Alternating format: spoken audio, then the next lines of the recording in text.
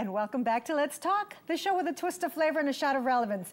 You know, a little earlier I was wondering why the girls were getting all gussied up, their makeup, their hair, their clothing. Well, we have a new stylist. His name is Steve Galindo, and he's called the Style Guide. But you know, there's another reason, and I think this is the real one that we got all gussied up.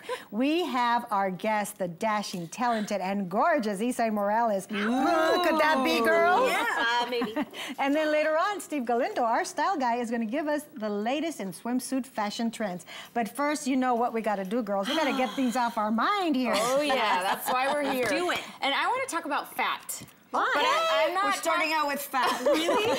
I'm not talking about the muffin top or la lonjita. I'm talking about childhood obesity. And as you guys know, Jamie Oliver's show brought attention to that topic. Right. His show was canceled.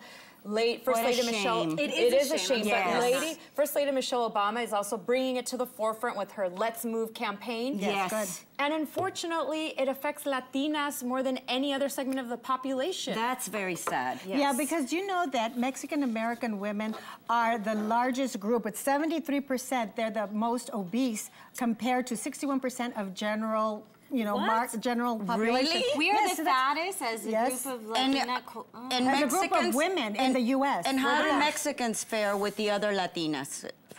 Oh, I don't know. Oh, That'd be interesting to find because I was just talking about the Mexican-American. No, because we're talking Mexican-Americans. Yes. No, because I remember when Mexico used to be #1 a while back, but the United States wasn't going to let that happen. They went back to being the first country with the most obese people. So now you were so happy You about go, that. USA, you go. Oh my gosh. Well, speaking of the Latin American countries, I think that it's a mentality because if they have a fat baby, or, it's a sign of health, Yes, right? of health and vitality, being well taken care of. Yes. Their baby. Que gordito tan bonito. So They it's do a that, mentality. right? For Right. them, actually, fat when isn't that bad. I see mothers in the store, and I'm not just talking about Latin mothers or Latina mothers, I see mothers with a 2-year-old that's obese or fat. Okay, let's even say fat.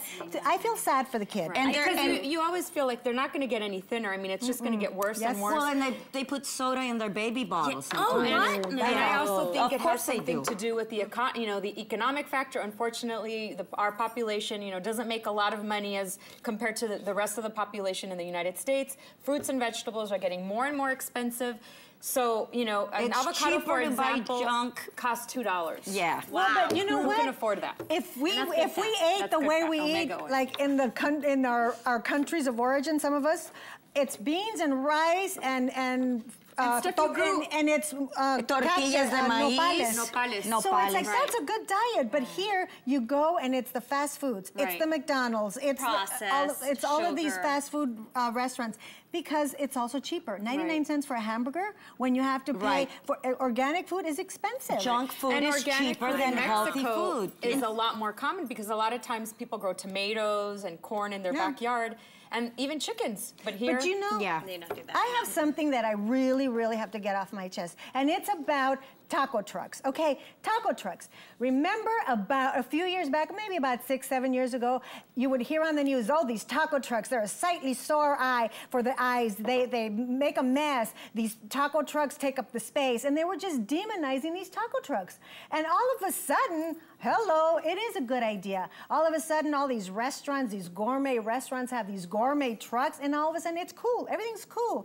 And it's not the fact that they take what Latinos have as their culture and then they make it their own. That's a good thing. I don't mind that. I mind that they demonize it, and then when it's their turn to do it, it's all like, oh, it's all hunky-dory. It's like a double standard. If it's a Mexican taco truck, it's a roach coach. Yeah. But if it's not a Mexican, it's gourmet. It's ridiculous. The same way, like tacos are now wraps. Right, But they exactly. take everything from our And you culture. should see, like at night, like at LA Live, you see these trucks lining up. Oh, in front of on Wilshire Boulevard, you see all these trucks lining up. You have sushi, you have Italian, you They're have gourmet. And the thing is it drives people in hordes. I mean, there's lines to eat at these trucks where the Mexican taco trucks, not really. Yeah, now they don't even have the space they used to have. Right. So that's really, okay, but now that that's off my chest, I feel a whole lot better.